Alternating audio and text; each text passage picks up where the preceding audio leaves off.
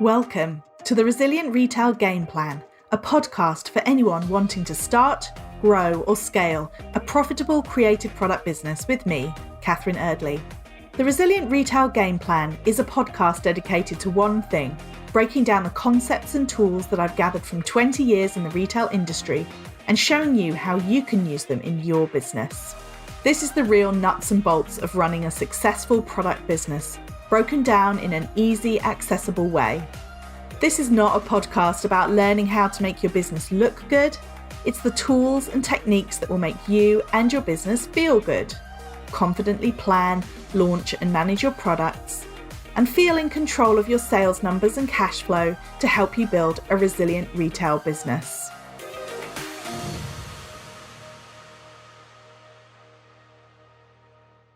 Why make a plan when things are so uncertain? That's one of the questions that I get asked a lot, and it's what I'm going to be attempting to answer in today's episode. My name's Catherine Erdley. I am your host, as well as the founder of the Resilient Retail Club. The Resilient Retail Club is my membership group for product businesses, and you can find out more at resilientretailclub.com. I'd also love to invite you to join us for our free 5-day challenge. It's kicking off on the 24th of January, and you can find out more and sign up at resilientretailclub.com/plan 2022. Can't wait to have you join us there. It's going to be absolutely fabulous week. I've done this before. This will be my third time running this exact challenge, and I always have such wonderful feedback from it. People really get a lot out of it. There are over 300 businesses already signed up. So you know there's going to be a lot of people for you to bounce your ideas off. Why not come along and join us and get a great start to 2022? Spend some time thinking about putting together a plan. So today's episode, as I said at the beginning, is really all about putting together a plan during uncertain times, because I've been talking in the club, in our private Facebook group, about planning. And one of the things that I've been asked a few times, as well as by some of my one-to-one clients, is how do you even put together a plan when things are so uncertain? And I think for me, what this really highlights is that a lot of people have this idea that somehow when you put together a plan, it's only worthwhile putting together a plan if you are fairly confident that the plan you're putting together is actually going to happen. And if there's one thing that we've really learned about 2020 and 2021 is that things don't happen the way that you necessarily expect them to. In fact, really the big lesson from the last couple of years is just how unpredictable life can be. So I totally get why people are feeling a certain amount of planning fatigue, perhaps as you run into 2022, because no doubt you'd have started 2020 with a plan that probably got ripped up around March time, and probably 2021 as well. And again, there were lots of times that people had to really rethink what was going on and make different decisions in their business. So I totally hear it, why people have this sense of planning. Can you even do it when things are so uncertain? Because although we'd like to think that 2022 is now going to unroll nicely and smoothly, of course, as I said, what we've really learned is that you just simply don't know what is going to happen. So what I really want to start off by re-emphasizing is this phrase, one of my favorite phrases, which is plans are useless and planning is priceless. I've said this before many times, but it's something I really believe in. And what it really means is any plan, even during the most predictable of times, is going to be incorrect almost as soon as it's down on paper. So you come up with an idea of what you want to do, or you put in your sales plan, for example, and almost immediately it's not going to be right. So, for example, when I worked in high street retailers and we were making multi-million pound plans, there was never a week ever where anybody's plan was absolutely spot on. Nobody said, we're going to take £563,000 this week, and that's exactly how much we took. It was always plus or minus. But really the emphasis there is that the plans themselves may not be useful in terms of, well, they just won't be correct. But the process of doing planning, of thinking about your business strategically, thinking about where you want to take it, that's the bit that's priceless, as well as creating a framework for you to evaluate your performance against. And that's really what plans are. So that 563,000 we might have been forecasting for a particular week. Well, if we took more than that, then we knew that there were things that we had to do. And if we took less than that, we knew that there were things that we had to do. So in both those instances, it was really useful to have actually even taken the time to think about what we wanted to take and to put a number against it. And that's what I'd like to emphasize in this episode, that it's really about taking that time to do your planning. For example, joining my 5-day challenge, putting together that plan, but then you have to adjust as you go along. But it's much easier to have a plan and adjust than it is to just not have anything, have no idea about what you're aiming for, what your goals are for the year, and to have not spent that time really thinking about where you're trying to go, because that is really the critical part of it. Your plan could virtually be anything, but it's a question of what you want it to be.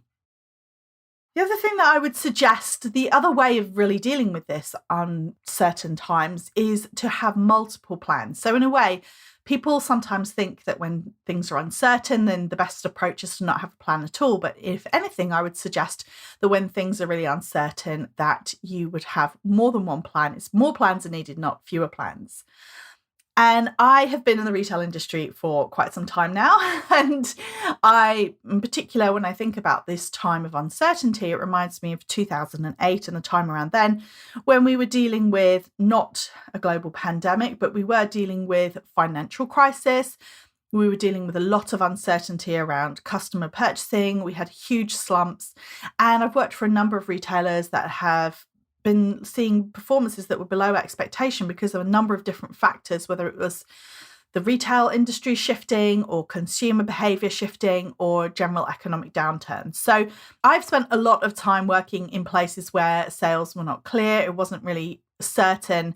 In fact, I don't think I've ever really experienced a time working in a retailer where we've had to do forecasts and we've actually had a reasonable level of confidence as to what was actually going to happen, because yes, 2020 and 2021 have been completely off the charts, but no year is really predictable. So I guess what I'm trying to say is that you do get used to a level of unpredictability. There is no such thing as a certainty when it comes to business.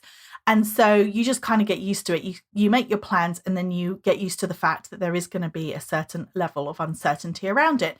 But still, the process that you went through to get there, thinking about what drives your business, thinking about what your opportunities are, then that's the bit that's really important. That's the bit that's really key. So going back to this idea of having 3 plans, this is definitely an approach that I would suggest that you take. We just simply don't know what's going to happen in 2022. We don't know which way the customer's going to go. We don't know what customer spending is going to look like. We don't know what further restrictions might look like or shifts in consumer behavior based on the pandemic. So in that case, it's very useful for you to have this idea of 3 different plans. So the first plan is your base plan. This is also your break even. Basically, just you getting an idea of what's the minimum that I can take this year. Have a look at what your expenses are, have a look at what your overheads are, your fixed costs, as well as anything else that you know that you've got coming up that you've got to cover. What do you have that you absolutely need to cover in the business? What do you absolutely need to take out of the business yourself? Personally, what's your personal survival budget, for example? What do you absolutely have to take out of the business? What does it need to do? What does it need to cover? Know what that number is. And sometimes people find that easier just to know what that number is on a monthly basis. So rather than saying I have to take X amount in January and X amount in February, just saying, okay, I know that my business needs to generate £60,000 in sales in order to cover my expenses once I look at my profit and everything else. So therefore, I know that every month my sales have to be at least £5,000.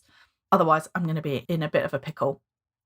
So that is a really, really useful number to know. And to be honest, that's a really useful number to know at any point in your business, just at any point, to really understand where it can drop to and you're still going to be okay. And that really can have an impact on your day-to-day decision making. You can really look at ways that you need to drive sales if you're not hitting that minimum, or you are able to make adjustments to your costs or anything like that when you realize that you're simply not hitting those numbers, if that were the case. And of course, we'd like to think that this isn't going to be the case, that you're definitely going to be exceeding those base numbers. But just understanding, I think if every business owner could say, all right, I need £3,000 worth of sales, or I need £10,000 worth of sales, or I need £500 worth of sales, whatever it is that your business needs to take in order to break even, it's really important that you know that number. The second thing to do then is to have a really realistic view of what your sales are going to be. So that's what we're going to be running through in the 5-day challenge. We're going to be talking about specifically how do you put together a realistic forecast based on current performance, based on last year, based on what you decide to do with your business. But it's basically the second plan, and probably the one that you'll work to mostly, is just to understand what's a realistic view. When it comes to making these plans, these realistic plans, I tend to go on the conservative side of things. So if you think, right, well, I think if I'm really push it, I could double my sales, but that feels uncomfortable or slightly bullish or pushy, I would always err on the side of being cautious, simply because there is this high degree of uncertainty. And also because if you are working on things like your cash flow, your staffing levels, your stock plans, you really don't want to be planning your sales goals that you're using to generate things like how much stock you're going to buy. You don't want to be generating that off really ambitious plans, because that's just going to cause you a whole load of heartache and headache later on down the line. In fact, some of the stickiest messes that I've come across, that I've seen people get themselves into, have been where they've put in a really bullish forecast and they've said, right, I'm really going to go for it. And then they've staffed up to that level. They've taken on expenses up to that level. They have bought stock up to that level, but it hasn't necessarily come out the way that they thought it was going to, which is why I think it's really important that you have a realistic or even a slightly conservative estimate of what you think your sales are going to be this year.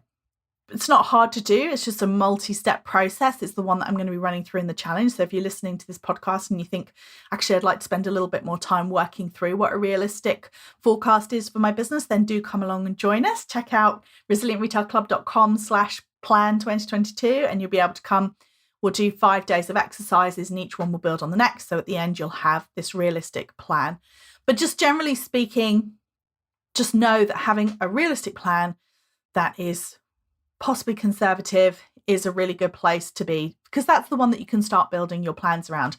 And to be honest, when I worked in big retailers, we wouldn't even buy up to the full plan, even if the plan was realistic.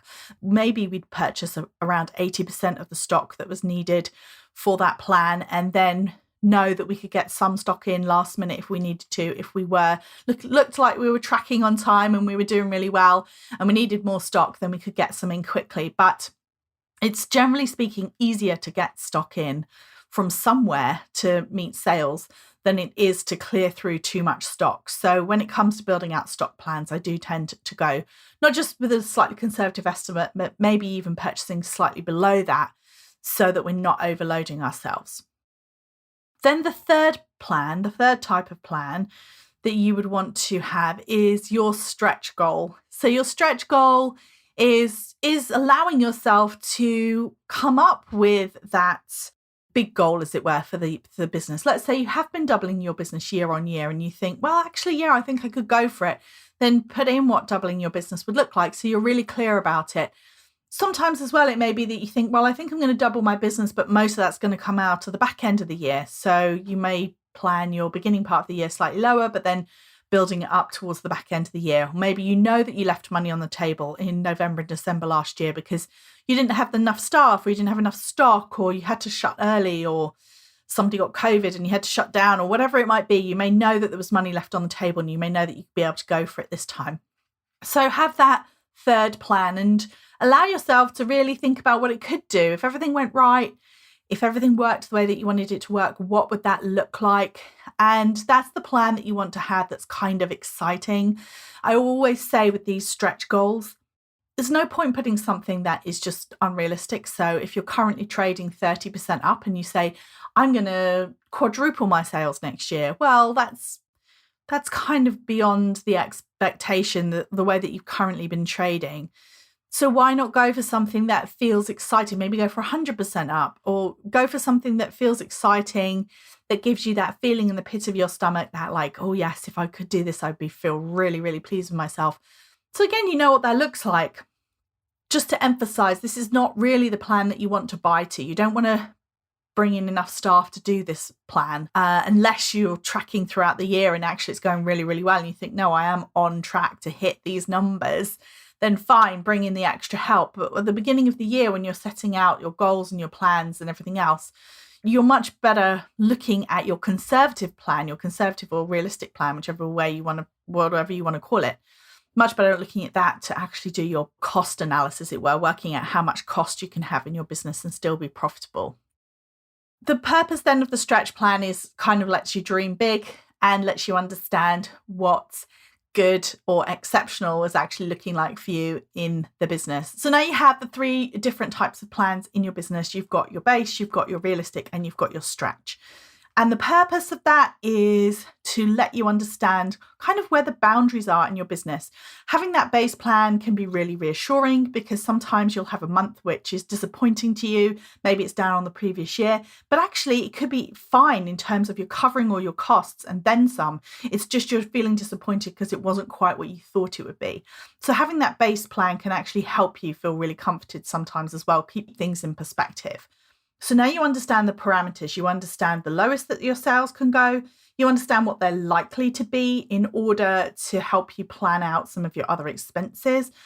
And you also understand what you're hoping they could be, what your goal is, if you like, what would be really exciting to you if you hit those numbers. So you've got something to push yourself. If you're easily hitting your conservative plan, you've got another level that you could be aiming for, that you could be feeling really excited about. And that's the best way, I think, of dealing with uncertainty, is to have those plans. So it's not just about one plan, it's about understanding the parameters. What's the absolute minimum and what's the best case scenario? And then as you trade, the whole purpose of plans is that they're not just something you do once and then you file away. You look at it month on month, and each month you can say to yourself, well, where was I? Was I on the base? Was I hitting my realistic target, or am I actually at my stretch target? Okay, well, actually, every month I've way exceeded my so-called realistic target. Well, actually, I think what that's telling me is that I'm doing better than I thought, and there's more potential here than I even thought possible. So I'm going to start aiming, I'm going to recalibrate, I'm going to make my stretch target the realistic one, and I'm going to go from there.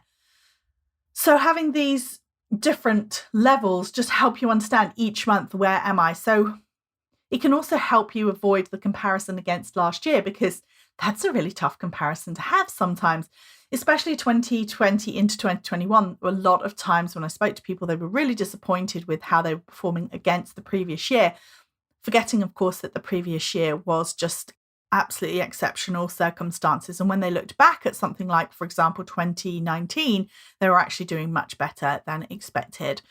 If you don't have much history to work with, if you're starting out, then I would still set yourself the same targets. You may not have as many overheads that you have to cover, but you'll have an idea of how much you want to be paying yourself from your business, how much money you want to be taking out. So why not set that as your minimums each month? And then you just put together what you think is logical. It is really intimidating. It's something that a lot of people find really difficult, but you can do it. You can just work yourself through and say, right, well, do I think I'm going to get one order a day? Do I think I'm going to get one order a week? How much do I think that order's going to be? Okay, I'm going to get one order a week for £40. So my goal is £160 a month. I mean, it could be as simple as that if you're first starting out. Just thinking it through as logically as possible. And then again, your stretch, what would you like it to be? And it's going to be harder if you don't have much information to go on. But the good news about planning, the good news about strategy work in general, the good news about sales, trading, everything else, it's all easier and easier the more that you do it. So the more that you do a plan and you really get used to thinking about your business in this more strategic way, the more you'll be able to adjust your plans and your forecasts based on performance. And then the next time you have to sit down and do this exercise, it's going to be that much easier, because you'll think to yourself, oh yes, I remember how I forecasted last year and this is what changed. The last thought I just want to leave you with is that it may change month on month. You may have a month that is way above expectations and a month that is way below. That's all okay too, because that could be part of the seasonality of your business. Often businesses have really clear seasonal patterns. Until you've been trading for a couple of years, it's hard to see them. So don't be surprised if you don't get it right month by month. But again, that's something that will get better and more accurate the more that you do it. If you've got any questions, then do shoot over to Instagram at Resilient Retail Club. Come ask me your questions or let me know what you're going to do in terms of your 3 plans. And of course, do come along and join us at resilientretailclub.com/plan2022. We're going to be talking so much more about it in the free 5-day challenge. The tasks are short, they're only a few minutes. They drop into the group every morning at 6 a.m. So you've got time to complete your tasks before the rest of your day begins. I know that lots of people are juggling lots of different responsibilities. And if you've got time to spend a little bit more time in the group, you'll be very pleased with the amount of opportunities you have to ask questions, to network with other businesses, and I'll be going live every night to answer your questions about planning or anything else that you might want to know about running a product business. So come along and join us, and we'll see you there. Of course, as always, if you have a moment to rate and review the podcast, it makes a huge difference. And they've started to allow you to rate podcasts on Spotify. So if you're a Spotify listener, then do go take a look and see if you can rate us. I think you have to do it in the app at the moment. And of course, if you hit subscribe or follow the podcast in iTunes or Spotify, then you will be the first to know about each new episode.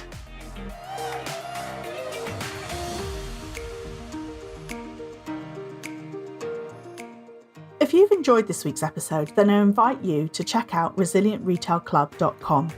The Resilient Retail Club is the membership for anyone wanting to start, grow, or scale a profitable product business. No more trawling Google trying to find the answers to your questions or wading through general business advice that speaks mainly to service-based businesses. Whether you're still at the idea stage or you've been going for a while but want to get more focused and organised when it comes to your business, the Resilient Retail Club is the place for you. With a library of courses tailored to creative product businesses, several live sessions a month, and a supportive and active community, the Resilient Retail Club is the perfect membership to help you hit your goals faster. Check it out at resilientretailclub.com.